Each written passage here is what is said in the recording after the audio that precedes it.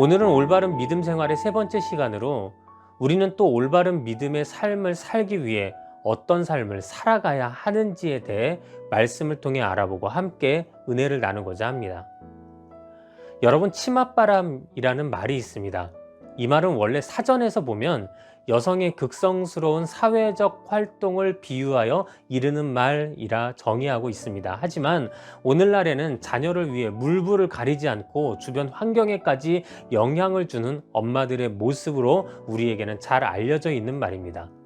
그런데 이런 치맛바람은 우리나라만의 이야기가 아니었습니다. 예수님의 시대에도 이 치맛바람이 존재하였다는 내용이 바로 오늘 우리가 읽은 성경에서 나오고 있습니다. 오늘 성경 마태복음 20장은 예수님께서 제자들을 데리고 예루살렘으로 올라가시던 시기입니다.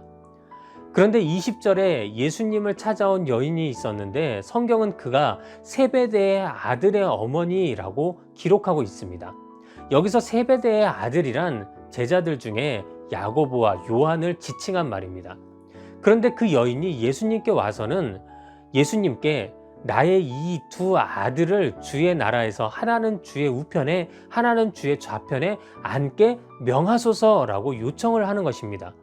너무나도 대담한 요청이며 또 어찌 보면 그 시대 치맛바람에 정점을 찍은 모습이 아닌가 하는 우스운 생각도 들게 되었습니다. 그런데 이 여인이 예수님께 이렇게 말할 수 있었던 이유는 이 여인에게는 믿는 구석이 있었기 때문인데요. 그것은 바로 이 여인이 예수님의 어머니인 마리아의 친자매였던 살로메였기 때문입니다. 더 쉽게 얘기해서 이 여인은 예수님의 이모였으며 청탁을 부탁한 자신의 두 아들인 야고보와 요한은 예수님과 사촌지간이었던 것입니다. 한마디로 이들의 관계는 혈연 관계였습니다. 그러니 이 여인의 말을 오늘날의 말로 다시 한번 재해석해보면 아마 이런 말이 될 것입니다. 예수야, 이모가 너 위해서 늘 노력하는 거 너 잘 알고 있지? 그러니 네가 왕이 되면 내 사촌들을 꼭 하나는 국무총리에 그리고 하나는 비서실장 자리에 앉혀야 된다? 예수 너만 믿는다? 라고 말한 것과 같은 의미였다는 것입니다. 그런데 이 모든 일을 옆에서 듣고 있던 제자들은 분노하기 시작합니다.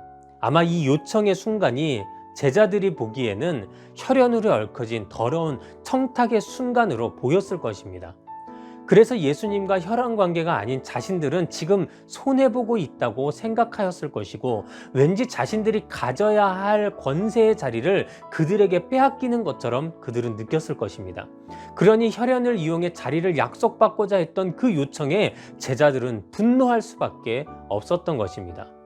그때 예수님은 이런 모든 제자들을 한자리로 모으시고는 아주 중요한 오늘 우리가 읽었던 본문의 말씀을 해 주시기 시작한 것입니다. 그럼 오늘 우리는 이 이야기를 통해서 우리가 깨닫고 알아야 할 올바른 믿음의 삶이란 무엇이며 또 예수님의 말씀을 통해 깨달아야 할 그 믿음의 삶의 기준은 무엇인지 조금만 더 구체적으로 알아보도록 하겠습니다. 자, 그렇습니다. 이 이야기를 통해 우리가 가장 먼저 깨달아야 하는 것은 바로 나의 삶의 모습 속에서 우리가 내 일이 아닌 하나님의 일을 하는 자가 더욱 올바른 믿음의 삶을 사는 사람이라는 것을 깨달아야 한다는 것입니다.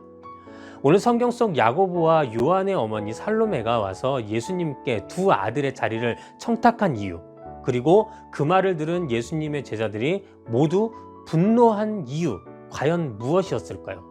그것은 바로 그들이 예수님과 함께하는 그 순간조차도 하나님의 일이 아닌 오로지 자신들의 일만을 집중하여 생각했기 때문입니다.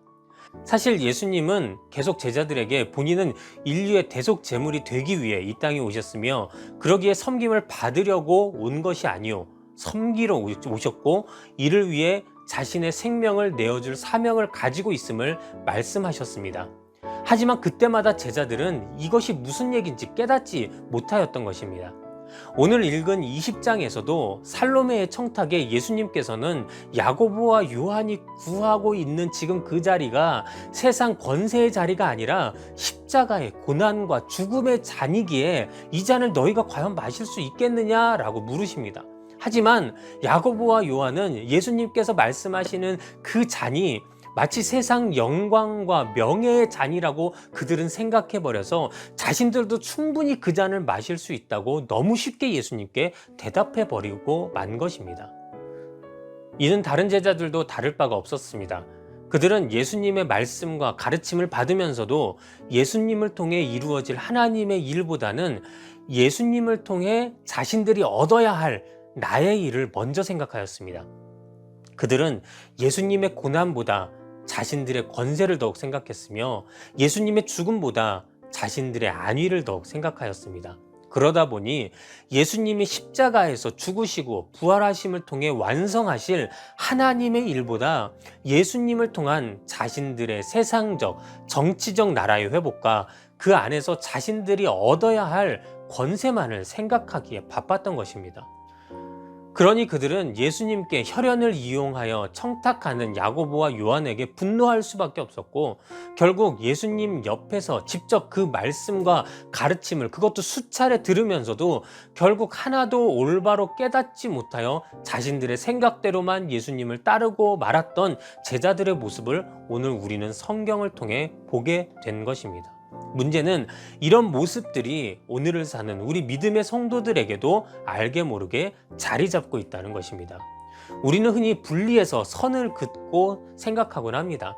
그래서 교회에 다니는 자는 하나님의 일을 하는 자, 그리고 반대로 교회에 다니지 않는 불신자는 하나님의 일이 아닌 세상의 일, 자신의 일만 하는 자다라고 우리는 그렇게 생각하곤 합니다. 물론 이 말도 전혀 틀렸다고 이야기할 수는 없습니다. 하지만 제가 그동안 목회를 하면서 느낀 것은 실제 오늘날 신앙의 문제는 오히려 자신이 믿음의 사람이라 말하면서 교회는 열심히 다니지만 정작 그 교회를 다니는 과정 속에서 하나님의 일보다는 자신의 일에 더욱 혈안이 되어 있고, 심지어는 자신의 일에 집중하고 있으면서도 그것이 마치 하나님의 일이라고 착각하면서 신앙생활할 때 그때 더욱 큰 신앙의 문제가 우리에게 다가온다라는 것입니다.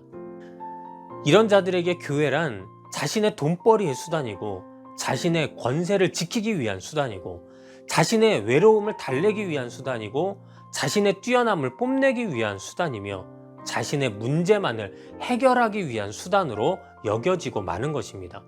그러니 이런 자들이 스스로를 믿음의 사람이라고 이야기하고 다니다 보니까 결국 교회가 분쟁에 휩싸이게 되고, 성도의 모임 속에서 서로 상처 주고 상처받는 일이 생겨버리며 결국 낙심하여 교회를 떠나는 사람들이 오늘날 속출하게 되고 만 것입니다.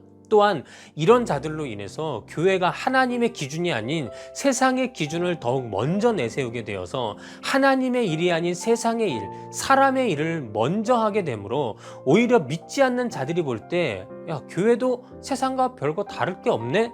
혹은 교회도 결국 믿을 만한 것이 못 되네? 라는 평가를 받아버리고 만 것입니다. 여러분은 어떠신가요? 이 시간 한번 마음에 손을 얹고 자신의 믿음을 되돌아보시기 바랍니다.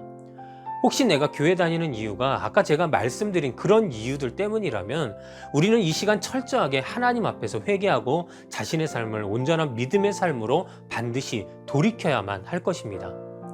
그럼 우리가 온전한 믿음의 삶, 즉 하나님의 일을 하는 자가 되기 위해서는 어떤 것을 깨달아야 할까요? 오늘 우리는 그 해답을 예수님의 오늘 본문 말씀을 통해 우리는 얻을 수 있게 됩니다. 예수님께서 이 모든 일이 있은 후에 제자들을 한자리로 불러 모아 오늘 우리가 읽은 본문의 말씀을 해주십니다. 여기서 예수님의 말씀을 정리해 보자면은 하나님의 일이 아닌 세상의 일을 하는 자들을 예수님은 이방인의 집권자라 표현하시면서 결국 자기의 일을 도모하는 자는 권세를 부리려고 하고 으뜸이 되고자 하고 섬김을 받으려 하지만 하나님의 일을 하는 자는 오히려 섬겨야 하고 종이 되어야 한다고 말씀하신 것입니다. 그리고 십자가의 사명을 감당할 예수님 본인 역시 바로 이와 같이 세상을 섬겨 자신의 목숨을 사람들의 대속제물로 줄 것이라고 말씀하신 것입니다. 이 말씀을 통해 우리가 깨닫게 되는 것은 무엇인가요? 바로 첫 번째는 하나님의 일과 세상의 일은 그 기초가 절대적으로 다르다는 것을 예수님은 우리에게 알게 하신 것입니다. 십자가 구원은 인류를 향한 하나님의 사랑에 근거하기에 하나님의 일의 기초는 섬겨야 하고 낮아져야 하고 희생해야만 하는 것에 있음을 주님은 말씀해 주신 것입니다.